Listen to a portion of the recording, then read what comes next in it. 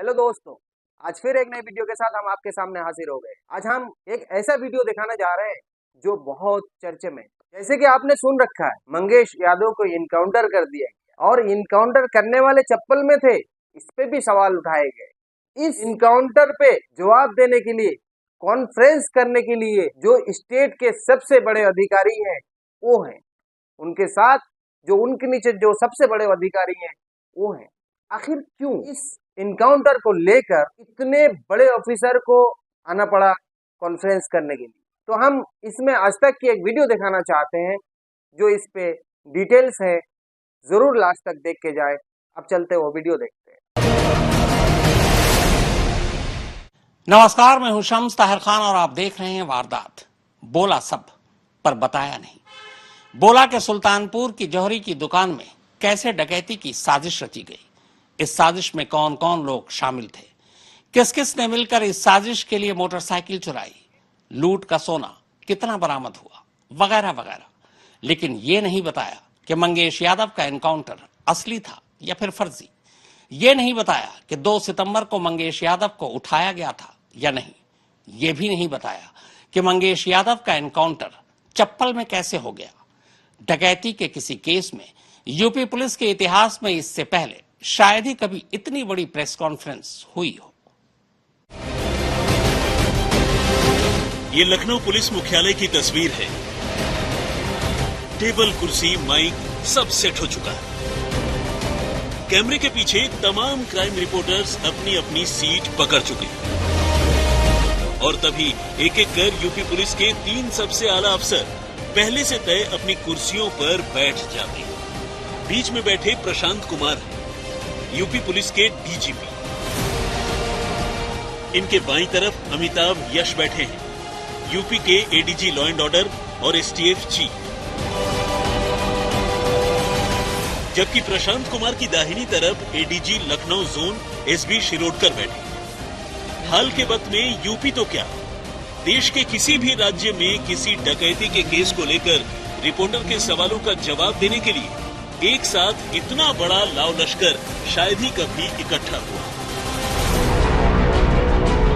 पर यहाँ मामला थोड़ा वीडियो को लास्ट तक देखें और हमारे चैनल पे अगर नए हैं तो सब्सक्राइब जरूर कर दें और वीडियो को लाइक। यादव के उस एनकाउंटर का था जिसे लेकर यूपी पुलिस पर उंगलियां उठ रही हैं। पर कमाल देखिए, डकैती से लेकर राज्य के जीडीपी तक की बात डीजीपी साहब ने कर दी। लेकिन मंगेश यादव के एनकाउंटर पर उठ रहे सवालों का ऐसा एक भी जवाब नहीं दिया जो असली या फर्जी एनकाउंटर के शक को दूर कर सकता है। एक अच्छा माहौल, एक अच्छा इकोसिस्टम प्रदेश में बना है और जितने भी ऐसे लोग जो कि प्रदेश के विकास और उन्नति में, प्रदेश के जीडीपी को बढ़ाने में सहयोग दे रहे हैं, चाहे हमारे व्यापारी हों, हमारे इंडस्ट्रीज हों, बड़ी बड़ी फैक्ट्रियां हों, सबको एक ऐसा माहौल दिया गया है जिसमें वो बिना किसी भय के, भयमुक्त समाज में अपनी इच्छा के अनुरूप अपने व्यवसाय को चलाएं। कि जितने भी पुलिस ऑपरेशंस होते हैं उसमें जो माननीय सर्वोच्च न्यायालय के निर्देश हैं, एक पीयूसीएल गाइडलाइंस के रूप में, उसका 100% अनुपालन कराया जाता है। ये मंगेश है। एक रिपोर्टर ने पूछ भी लिया। इस पर डीजीपी साहब झुंझलाते हुए पता नहीं सवाल को कहां से कहां ले गए। हम कोर्ट में इस चीजों को प्रूव करेंगे।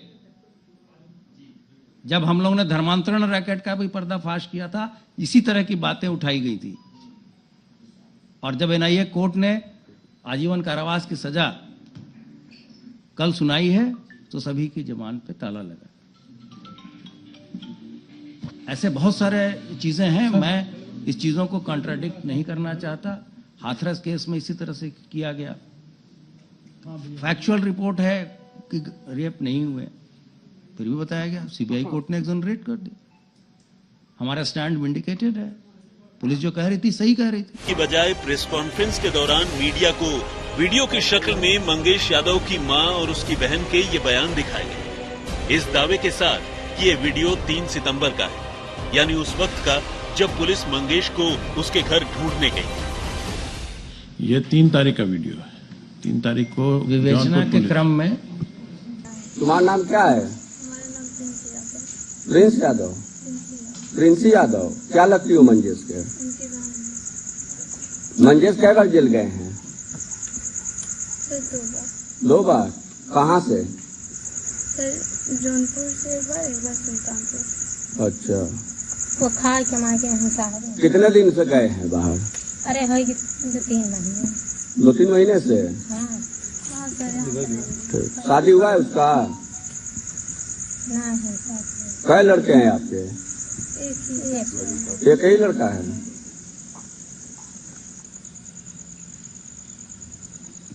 इनके माताजी और उनकी बहन के द्वारा स्पष्ट बताया जा रहा था कि ये 3 महीने से लगभग अपने उस पर नहीं आए हैं। मंगेश यादव की मां और बहन का ये बयान इसलिए अहम हो जाता है कि इन्हीं दोनों ने मंगेश यादव के एनकाउंटर के बाद मीडिया पर यह दावा किया था कि सादे लिबास में कुछ पुलिस वाले 2 सितंबर की रात मंगेश यादव को घर से उठाकर ले गए। लेकिन अब यूपी पुलिस की तरफ से जारी 3 तारीख के इस वीडियो में दोनों ये बता रही हैं कि मंगेश तो पिछले 2-3 महीने से घर पर ही नहीं था, मुंबई गया हुआ था। तो पहले मीडिया में दिए गए 2 सितंबर वाले इनके दावे को सुनिए, फिर यूपी पुलिस की ओर से जारी 3 सितंबर के इस दावे को। सोमवार को रात 2 बजे पुलिस आई थी। जो इधर से आई थी पुलिस? कैसे आई थी?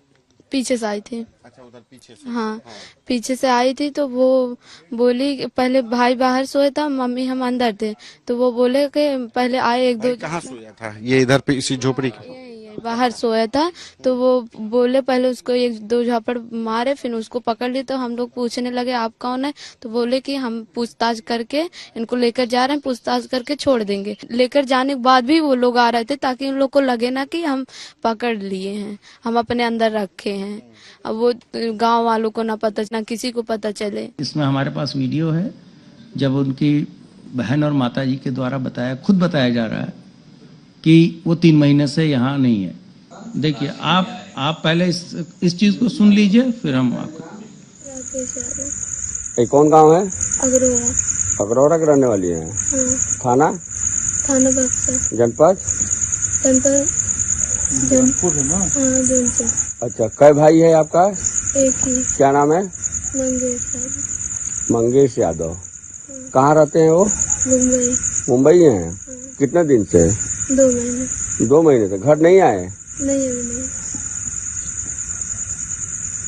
ठीक। अब उसके ऊपर तो मुकदमे हैं लूट उट के, तो अब कायदे से रहता है ना? हाँ सर, अब नहीं रहा, उठा नहीं करता, रहता है। ये 3 तारीख का वीडियो है। 3 तारीख को विवेचना के क्रम में। तुम्हारा नाम क्या है? हमारा नाम प्रिंस यादव। प्रिंस यादव। प्रिंसी यादव। प्रिंसी यादव। क्या लगती हो मंगेश के? उनकी बहन है। मंगेश कै बार जेल गए हैं? सर 2 बार। 2 बार। कहाँ से? सर जौनपुर से एक बार सुल्तानपुर। अच्छा। वो खा के मार के हिंसा। कितने दिन से गए हैं बाहर? अरे हो 2-3 महीने। 2-3 महीने से? हाँ सर। शादी हुआ है उसका? ना हिंसा। कै लड़के हैं आपके? एक ही लड़का है। इनके माताजी और उनकी बहन के द्वारा स्पष्ट बताया जा रहा था कि ये 3 महीने से लगभग अपने उस पर नहीं आए हैं। लेकिन यूपी पुलिस की तरफ से 3 सितंबर के इस वीडियो में एक पेज है। वो पेज ये है कि एक वीडियो में जब मंगेश यादव की बहन प्रिंसी से पुलिस वाला सवाल कर रहा है, तो प्रिंसी को देखकर ऐसा लग रहा है कि शायद वो सो रही थी और पुलिस वालों के जगाने पर अभी अभी उठी है। इस वक्त प्रिंसी ने सफेद रंग की कोई शर्ट या कुर्ता पहन रखा, लेकिन इसके बाद जैसे ही मंगेश की मां से पुलिस पूछताछ करती है, तभी प्रिंसी राउंड नेक की टी-शर्ट में दिखाई देती है, यानी उतनी देर में उसके कपड़े बदल चुके थे। एसटीएफ वाले थे। क्या कह रहे थे वो तुमसे जो है? बोले कि तुम लोग को यही यही बोलना है, यही यही कहना है। नाम पूछे मम्मी पापा भैया का, और ये गांव का नाम पूछे, जनपद पूछे, यही सब ऐसे बोलना है, ऐसे बताना है, यही सब तुम वीडियो बनाना है। हम पहले भी बोल चुके हैं, ये लोग हमसे वीडियो बनाए हैं। तो सोमवार को लेकर के गए थे रात में? हाँ। उसके बाद भी लगातार? हाँ, उसके बाद जिस दिन लेके गए थे उस दिन वीडियो बनाए थे, फिर उसके दूसरे दिन भी वीडियो बनाए थे। वैसे राज्य के इन 3 सबसे आला अफसरों के हिसाब से डकैती की जो पूरी कहानी है वो कुछ यूं है। इसकी साजिश काफी पहले बुनी गई, फिर 2 बार भरत ज्वेलर्स की रेकी भी की गई। प्रेस कॉन्फ्रेंस में रेकी की तस्वीर भी दिखाई गई। इतना ही नहीं, रेकी करने वालों के नाम भी बताए गए। इस घटना को कारित करने वाले के लिए करने के पहले दुकानों की रेकी की गई थी। 15 तारीख 15/7 को और 13/8 को इस घटना की रेकी हुई थी। कुछ हमारे पास वीडियोज हैं जिसको आप अपने स्क्रीन पे देख सकते हैं। रेकी करने वाले अपराधियों का नाम था विपिन सिंह, फुरकान उर्फ गुजर, अरबाज, सचिन सिंह व पुष्पेंद्र उर्फ डब्लू। हालांकि खुद यूपी पुलिस के मुताबिक दोनों ही रेकी में मंगेश यादव का नाम नहीं, लेकिन लूट के लिए जिन 2 मोटरसाइकिल का इस्तेमाल किया गया उसकी चोरी में मंगेश का नाम जरूर लिया गया।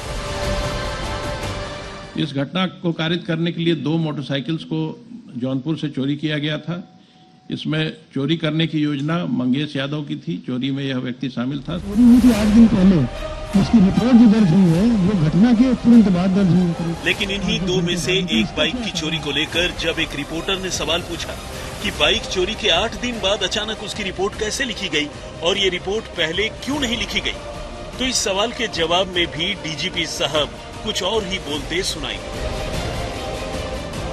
2 मोटरसाइकिल जो इस लूट कांड में इस्तेमाल की गई है उसमें नसीम नाम का एक व्यक्ति है जिसकी मोटरसाइकिल इस्तेमाल होने की बात सामने आई है। वो चोरी हुई थी 8 दिन पहले, उसकी रिपोर्ट जो दर्ज हुई है वो घटना के तुरंत बाद दर्ज हुई है, करीब 8-10 घंटे बाद में। तो इसका क्या कारण हो सकता है? मोटरसाइकिल चोरी का भी हम लोगों ने वीडियो जो हमने ऑपरेशन त्रिनेत्र चलाया हुआ है और जो टेक्नोलॉजिकल अपग्रेडेशन किया है उसका भी बहुत बड़ा फायदा हम लोगों को मिला है। इस तरह की जो घटनाएं होती है अपराधी इतना साक्ष्य छोड़ जाते हैं जिससे पुलिस को बहुत सहायता मिलती है। दरअसल हमने इसी वारदात में कल उस नसीम की बातचीत दिखाई थी जिसमें नसीम की 20 अगस्त को जौनपुर के एक अस्पताल के बाहर से बाइक चोरी हो गई थी। नसीम अगले कई दिनों तक थाने के चक्कर काटता रहा। 112 नंबर पर पुलिस को कॉल भी किया, लेकिन किसी ने उसकी रिपोर्ट नहीं लिखी। फिर 28 अगस्त को भरत ज्वेलर्स में डाका पड़ने के कुछ घंटे बाद ही अचानक उसकी बाइक चोरी की रिपोर्ट लिख ली जाती है।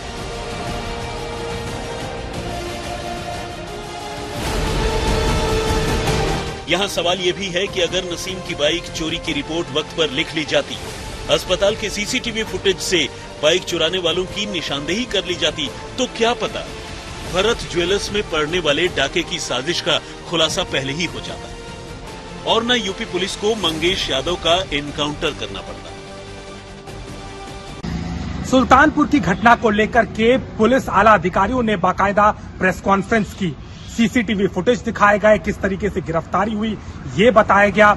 इसके अलावा परिवार के वर्जन भी बताए गए और इसके साथ ही साथ बरामदगी से लेकर के तमाम चीजों को सामने रखा गया। लेकिन जिस एनकाउंटर को लेकर के सवाल हो रहे हैं उस पर ज्यादा कुछ नहीं बताया गया। जौनपुर से आदित्य और लखनऊ में संतोष शर्मा के साथ अभिषेक मिश्र, आज तक। यूपी पुलिस ने आज की प्रेस कॉन्फ्रेंस में कई बार खुद ही अपनी पीठ थपथपाई, क्राइम को लेकर 0 टॉलरेंस की बात कही। लेकिन इसी यूपी पुलिस ने अगर 20 अगस्त को नसीम की मोटरसाइकिल की चोरी की रिपोर्ट लिख ली होती तो क्या पता कि 28 अगस्त को सुल्तानपुर के भरत ज्वेलर्स में डाका ही नहीं पड़ता, बल्कि उससे पहले ही इस साजिश का खुलासा हो जाता। वैसे कमाल की बात यह भी है कि इस डकैती को लेकर आज सिर्फ यूपी के टॉप पुलिस ऑफिसर ही मीडिया के सामने नहीं आए, बल्कि राज्य के उप मुख्यमंत्री ब्रिजेश पाठक और सुल्तानपुर के ज्वेलर्स एसोसिएशन को भी आगे लाकर सफाई दिलवाई गई। वैसे यूपी में एनकाउंटर को लेकर चाहे कोई कुछ भी कहे, कितने भी सवाल उठाए, चलते चलते डीजीपी साहब की ये लाइन भी सुनते चलिए और इसे याद भी रखिए। उत्तर प्रदेश पुलिस के ऊपर अभी तक किसी भी प्रकरण में किसी भी संवैधानिक संस्था के द्वारा उंगली नहीं उठाई गई है। अब आप ही बताइए, डीजीपी साहब की इस मासूमियत पर आगे कुछ कहने को बचता है क्या? जौनपुर से आदित्य और लखनऊ से संतोष शर्मा के साथ अभिषेक मिश्र, आज तक। तो आप लोगों ने सुना, हमने पूरी कॉन्फ्रेंस को सुनाने की कोशिश की जो आज तक ने अपने वीडियो में दिखाया, ताकि चीजों को समझ में आए। आज के लिए वीडियो हमारा इतना ही तक। अगले वीडियो के लिए फिर मिलते हैं कल।